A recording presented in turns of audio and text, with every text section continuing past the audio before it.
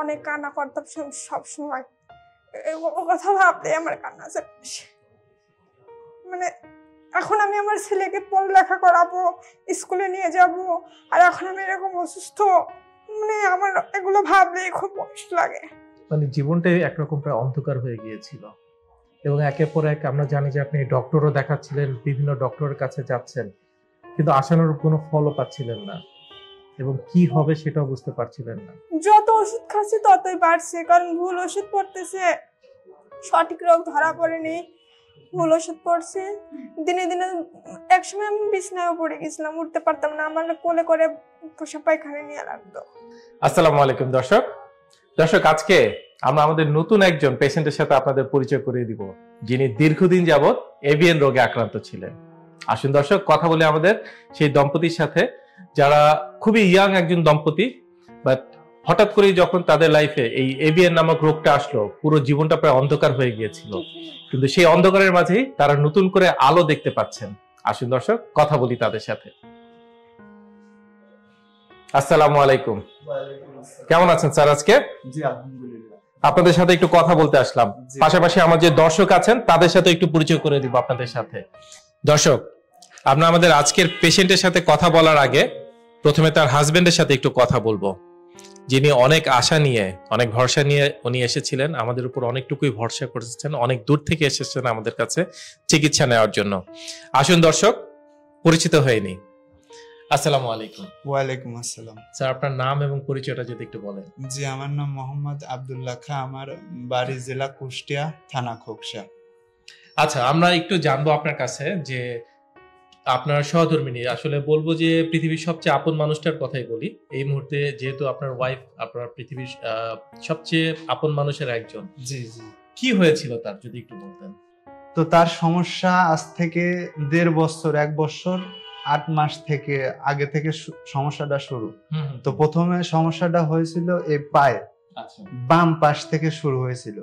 তো মানে এটা অটোমেটিকলি শুরু হয় প্রথমে, মানে কোনো দুর্ঘটনা না কিছু না, হঠাৎ করে দেখছেন যে ব্যাপার, এটা অটোমেটিকলি শুরু হয়। তো এই সমস্যাটা হওয়ার মানে 15-20 দিনের মাথায় আমি আমাদের পাশে যে আমাদের গ্রামের যে হসপিটালে নিয়ে যাই। তো ওখান থেকে বলছিল যে মানে ওখানে 1 সপ্তাহের ওষুধ লিখে দিছিল, বলছিল যে 1 সপ্তাহের ভিতর যদি কোনো ফলাফল হয় তাহলে আবার আসবা, না হলে উপরে মানে ভালো চিকিৎসার ভিতরে যাওয়া লাগবে। তো 1 সপ্তাহ পর তো কোনো ফলাফল আসলো না। তো তারপর আমি আবার আমাদের জেলা পর্যায়ে, মানে আমাদের জেলায় যে হসপিটাল আছে কুষ্টিয়া জেলায় নিয়ে গেলাম। ওইখানে সোনো টাওয়ারে একটা ডাক্তার দেখালে, ওখানে আমি 1 মাস ট্রিটমেন্ট নিলাম।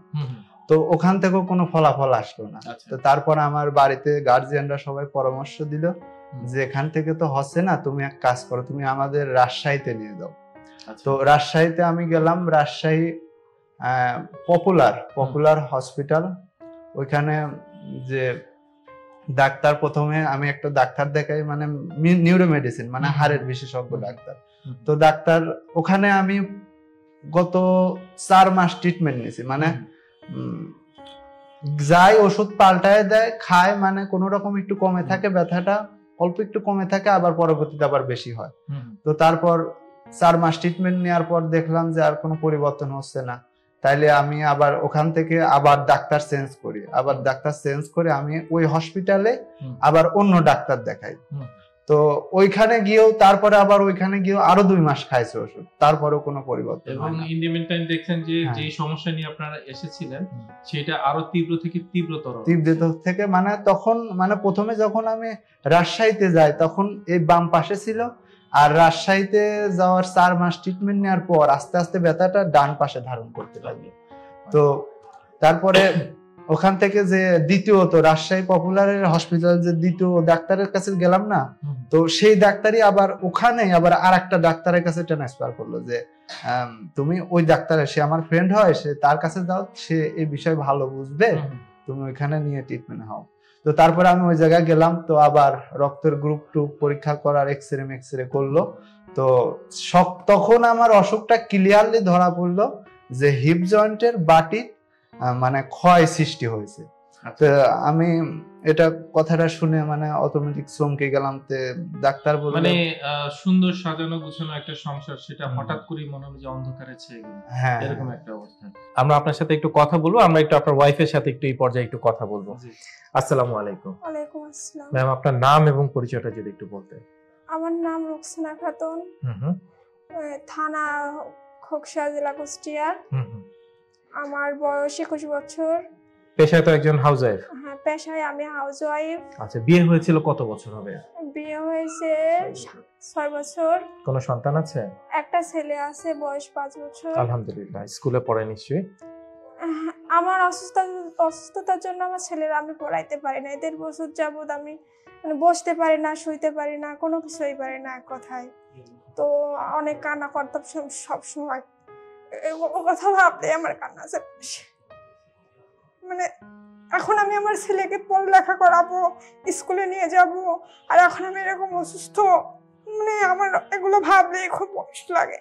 মানে জীবনটাই একরকম প্রায় অন্ধকার হয়ে গিয়েছিল, এবং একের পর এক আমরা জানি যে আপনি ডক্টরও দেখাচ্ছিলেন, বিভিন্ন ডক্টরের কাছে যাচ্ছেন, কিন্তু আশানুর কোনো ফলও পাচ্ছিলেন না, এবং কি হবে সেটাও বুঝতে পারছিলেন না। যত ওষুধ খাচ্ছি ততই বাড়ছে, কারণ ভুল ওষুধ পড়তেছে, সঠিক রোগ ধরা পড়েনি, ভুল ওষুধ পড়ছে। দিনে দিনে একসময় আমি বিছনায়ও পড়ে গেছিলাম, উঠতে পারতাম না, আমার কোলে করে পোষা পায়খানা নিয়ে লাগতো।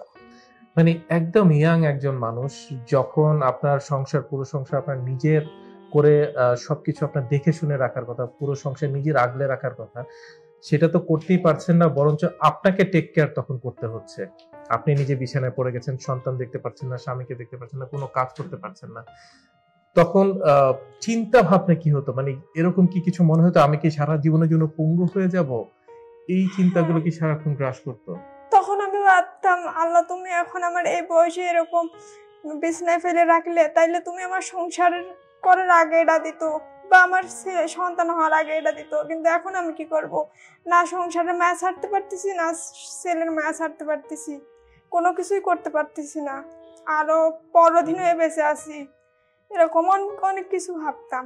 তবে এক সময় আমার হাজবেন্ড এই ফোনের মাধ্যমে স্যারের ভিডিও দেখে এখানে আসতে অনেক আশা নিয়ে আসছিলাম। ইনশাল্লাহ আশাটা অনেকটাই পূর্ণ হয়েছে। এখন আমি চলাফেরা করতে পারবো, সংসারটা কেয়ার করতে পারবো।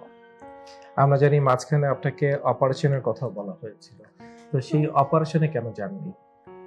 অপারেশনে যাইনি যে এই বয়সে অপারেশন করলে যদি আমি ওঠা বসা করতে না পারি, মানে জোর করে কিছু, সেটা তো কৃত্রিম কিছু শরীরের ভিতরে থাকবে, যদি আমি জোর খাটাইতে না পারি, এটা ভেবে আমি অপারেশনে যাইনি। তো এই যে এত প্রতিকূলতা, এত সবকিছু শেষ করে যখন আসছেন, এবং স্যার প্রথম দিন আপনাকে দেখার পর কি বলেছিলেন আপনাকে? স্যার বলছিল যে 15 দিন ভর্তি থাকো, দেখি কি হয়। তো আমি 15 দিন ভর্তি থাকার আশায় ছিলাম, তবে 10 দিনে আমি ইনশাল্লাহ চলাফেরা করতে পারতেছি। আমরা আরেকটা জিনিস একটু শুনবো, যে যখন এই প্রবলেমটা শুরু হলো, মানে শারীরিক প্রতিবন্ধকতা কি কি ছিল? মানে যেই কাজগুলো আপনি আগে করতে পারতেন বাট পরবর্তীতে সেগুলো প্রায় অসম্ভব হয়ে গেছিল, সেই কাজগুলো কি কি ছিল? আগে তো আমি সবকিছুই পারতাম, ভারী কিছু উঁচা করতাম, মানে সবকিছু এক কথায় পারতাম। আর পরে তো আমি নিজেই চলতে পারতাম না, সোজা হয়ে হাঁটতেও পারতাম না, বাঁকা হয়ে পা দিয়ে হাঁটা লাগতো, সিঁড়ি বইতে পারতাম না, মানে এমন বাঁকা হয়ে বাঁকা হতে হতে মানে এক সাইডটা কেমন যেন হয়ে আসতো। তখন মৃত্যু ভয় কাজ করতো একটা সময়? মৃত্যুর ভয় তো আমি নিজেই আল্লাহর কাছে সবসময় মৃত্যু চাইতাম, আল্লাহ তুমি আমার এরকম জীবন থেকে তার থেকে আমার মৃত্যুই দাও, মৃত্যুটাই ভালো, আমি এরকম বাঁচতে চাই না। আর সেই মৃত্যু চাওয়া মানুষটা আজকে চলে যাচ্ছেন ট্রিটমেন্ট নিয়ে, কেমন আছেন আজকে? আমি আগে থেকে অনেক ভালো আছি। আপনারা সবাই দোয়া করবেন আমি যেন এরকমই থাকি, এর থেকে খারাপ যেন আমার জীবনে আর না আসে, আমি যেন সংসার করতে পারি। যে কাজগুলো কিছুদিন আগে করতে পারতেন না, যেটা বলেছেন প্রায় বিছানায় শয্যাশায়ী হয়ে গিয়েছিলেন, এখন কি তার অনেকগুলাই করতে পারেন? হাঁটা চলা, সিঁড়ি দিয়ে ওঠানামা, কারণ কিছুক্ষণ আগে আপনি আমার সাথে সিঁড়ি দিয়ে মানে এমন ভাবে নেমে এসেছেন, মানে সুস্থ মানুষও অনেক সময় এভাবে নামে না। আমি আপনাকে বলছিলাম যে একটু আস্তে আস্তে নামেন, বাট আপনি আপনার মতো মানে একদম সুস্থ সাবলীল ভাবে আপনি হাঁটছেন, মানে দেখেই মনে হবে না যে এই পেশেন্টটা কিছুদিন আগে এভিএন রোগে আক্রান্ত হয়ে এতটা অসুস্থ হয়ে গিয়েছিল। এখন নিশ্চয়ই খুব ভালো আছেন। এখন আমি হাঁটতে পারতেছি, সিঁড়ি দিয়ে হাঁটতে পারতেছি, বসতে পারছি। আগে তো আমি বসতে পারতাম না, বসতে গেলে আমার জয়েন্ট না ভাঙতো না, শক্ত হয়ে থাকতো, বসতে পারতাম না। এই যে এতক্ষণ বসে আছি, এতক্ষণও বসে থাকতে পারতাম না, অবশ্যই আসতো। আলহামদুলিল্লাহ, আমরা অবশ্যই আপনার জন্য দোয়া করব যাতে জীবনের শেষ দিন পর্যন্ত আপনি এমনটাই সুস্থ থাকেন, ভালো থাকেন। আমাদের দেশে এরকম অসংখ্য মা বোন আছেন বা অনেকেই আছেন যারা এই ধরনের সমস্যায় ভুগছেন, তাদের জন্য আপনি কিছু বলবেন? হ্যাঁ, আমি চাই যে তারা মানে তাদের বয়স যদি অল্প হয়, তারা যেন সরাসরি এই রোগে আক্রান্ত হয়ে অপারেশনে না যায়, তারা যেন এই স্যারের এখানে আসে, এখান থেকে চিকিৎসা নেন। এখানে চিকিৎসা নিলে হয়তো তাদের ভালোই হবে। অপারেশন করা থেকে এরকম জীবনটাই অনেক ভালো, যাতে জোর খাটানো যাবে। আলহামদুলিল্লাহ। তো একের পর এক ডক্টরের কাছে আপনাকে রেফার করা হচ্ছে। সো লাস্ট ডক্টরের কাছে যখন গেলেন, আরেকজন ডক্টরের কাছে আপনাকে রেফার করলো, তো তিনি কি বলেন আপনাকে?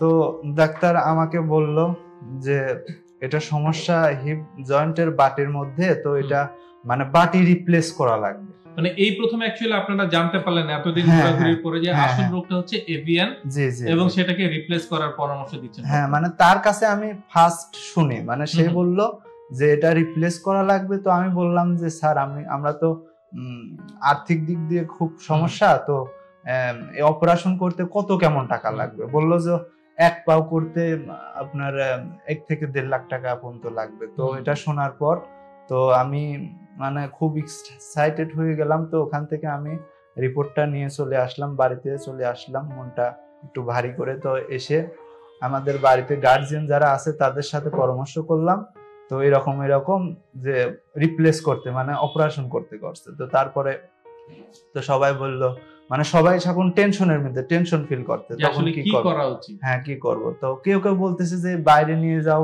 তো আমাদের আর্থিক সমস্যার দিক থেকে তো আমার বাইরে যাওয়া সম্ভব না।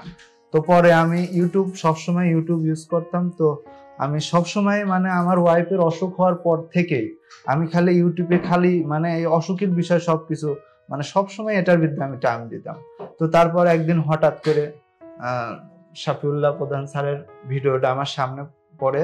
তো ওখানে তারপরে আমি মানে ভিডিও দেখার পর বিস্তারিত যে হিপ জয়েন্টের অনেক রোগী এসে ভালো হয়েছে, তো আমি তখন অপারেশনবিহীন, তো তখন আমি চ্যানেলটা সাবস্ক্রাইব করে রাখি। তো কন্টিনিউ আমি তখন থেকে ভিডিও দেখা শুরু করি।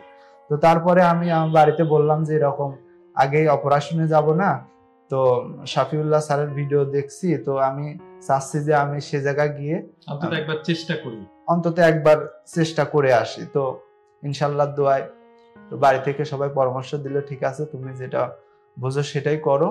তারপরে একদিন আমি প্রথমে আগে এসে ঘুরে গেছিলাম। তো তারপরে আমি রোগী নিয়ে আসলাম, আমার ওয়াইফের নিয়ে আসলাম। তো আসার পরে স্যারের সাথে কথা বললাম যে এরকম সমস্যা। তো স্যার আর একটা এক্সরে দেওয়ার পরে বলল যে ভয় নেই, অপারেশন করা লাগবে না, তোমার 10 থেকে 15 দিন আমাদের এখানে ভর্তি থাকা লাগবে। তো তারপরে আমি ভর্তি থাকার জন্য আমার মানে প্রস্তুতি নিয়ে আসছিলাম। তো ভর্তি হলাম। তো 15 দিনের কথা বলছিল স্যার। তো গত আজ 11 দিনের মাথায় ইনশাল্লাহ আমার স্ত্রী আগে থেকে অনেকটা সুস্থ। তো মানে আগে যেগুলো কাজ করতে পারতো না, তো এখন আমার মনে হচ্ছে ইনশাল্লাহ সেটা করতে পারবে ইনশাল্লাহ। তো দর্শকদের উসিলায় আমি একটা কথাই বলবো, যারা এই রোগে আক্রান্ত, যারা মানে অপারেশন, যাদের কোনো ডাক্তার বলছে যে অপারেশন করা লাগবে, তো আপনারা অপারেশনে না গিয়ে, আমি চাচ্ছি এটা আমার কথা না, তো আপনারা এখানে আসলেই বুঝতে পারবেন। তো আমার কথা সেটা হচ্ছে এখানে আসে আগে অপারেশন করার আগে আপনারা এখানে অন্তত একবার হলেও চেষ্টা করে যাবেন। এখানে অবশ্যই ভালো ট্রিটমেন্ট, আর এখানে নার্সদের ব্যবহার, স্যারের ব্যবহার A to Z কোনো সমস্যা হয় না। আমি এখানে আসে আমার স্ত্রীও অনেকটা আগে থেকে স্বাভাবিক সুস্থ হয়েছে। তো আমাদের জন্য দোয়া করবেন, আমার স্ত্রী যেন এরকম সুস্থ থেকে যেন আমরা জীবনযাপন করতে পারি। আলহামদুলিল্লাহ, আমিন। দর্শক, এই যে দুইটা মানুষ কিনে বসে আছি, কিছুদিন আগে এই মানুষগুলো অন্ধকারাচ্ছন্ন অবস্থায় ছিল, কি করতে হবে বুঝতে পারছিল না, জীবনের মানে হারিয়ে ফেলেছিলেন। তাদের একটি সন্তান আছে, তার ভবিষ্যৎ সবকিছু নিয়ে তারা দ্বিধাগ্রস্ত হয়ে পড়েছিলেন, কি করতে হবে বুঝতে পারেননি। আর দেখুন অপারেশনবিহীন চিকিৎসায় আলহামদুলিল্লাহ আজকে ওনাদের জীবনটা বদলে গেছে। এরকম শুধু ওনারা নয়, হাজারো মানুষ আসছেন যারা দূর দূরান্ত থেকে আসছেন, চিকিৎসা নিচ্ছেন, সুস্থ হয়ে সুস্থ স্বাভাবিক জীবনে ফিরে যাচ্ছেন। তো আমাদের কথা হচ্ছে সার্জারি অবশ্যই দরকার আছে, কেন দরকার নেই, অবশ্যই দরকার আছে, তবে আমরা চেষ্টা করব সার্জারি বিহীনভাবে আমরা সুস্থ হতে পারি কিনা। এবং তার সবচেয়ে বড় ইয়েটা হবে আমাদের ভিডিও ডিসক্রিপশনে আমাদের নাম্বারটা আছে, আপনাদের যে কোনো সমস্যায় যে কোনো সময় আমাদেরকে ফোন করুন, আমরা আপনাদের জন্য প্রস্তুত আছি। ভালো থাকবেন, সুস্থ থাকবেন। আসসালামু আলাইকুম। ডিপিআরস লিমিটেড, আস্থা, বিশ্বাস ও নির্ভরতায় অবিচল।